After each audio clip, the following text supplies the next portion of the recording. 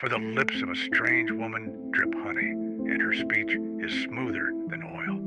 But in the end, she is bitter as wormwood, sharp as a two-edged sword. Her feet go down to death, her steps take hold on hell. Proverbs 5:3.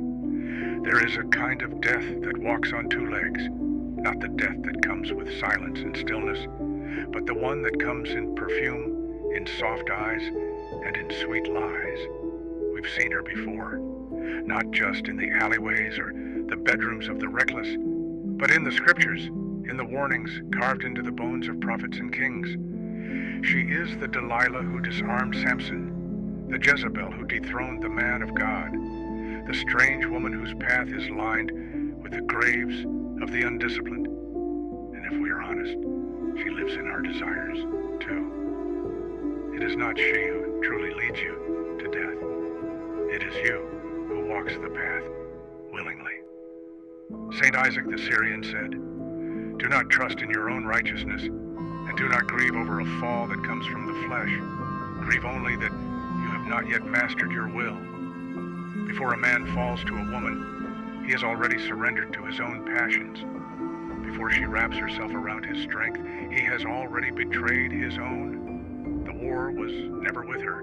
It was with the lack of self-rule. She will not come to you as destruction. She will come as delight. As King Solomon wrote, with her many words, she caused him to yield. With the flattering of her lips, she seduced him. Immediately, he went after her like an ox going to the slaughter. Proverbs 7:21 through 22. Desire is not sin, but when we serve desire, we make ourselves less than men. We become animals. No longer are we sons of order, of discipline, of purpose.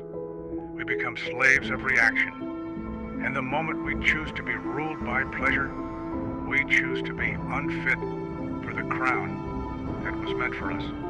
There is beauty that elevates and beauty that deceives. St. John Chrysostom warned us, "The eye is not satisfied with seeing, nor the ear filled with hearing. Desires grow, not by fulfillment, but by indulgence." Modern man is taught to chase beauty blindly. He thinks what stirs his flesh must feed his soul. But this is illusion. It is not the form that corrupts. It is the heart that consumes it without reverence. A beautiful woman can be a blessing, but when you worship her, you fall. When you try to possess her, she owns you. And if you abandon your mission to follow her, you are no longer a man, only a follower of the flesh. When Eve reached for the fruit, it was not hunger that drove her, it was deception. And Adam, he stood beside her in silence, not as a man, but as a shadow. The voice of the seductress is ancient. "You will not surely die," she whispers. "Just one more night, just one more taste, just one more surrender, and you may still live another day. But your integrity, it dies in the silence, one compromise at a time. Self-rule is not enough. Even kings bow before altars. St. Anthony the Great once said, "He who knows himself is greater than he who raises the dead." We do not conquer lust by white-knuckling it. We conquer it by bowing to what is higher. When a man submits to divine law, he becomes more than a man. He becomes unshakable. She cannot seduce a man who has already wed himself to truth. Every woman is either a mirror of your mission or a weight that drags it down. Do not be unequally yoked, says the scripture. For what fellowship has righteousness with lawlessness? 2 Corinthians 6:14. A woman who does not revere truth will make a mockery of your leadership.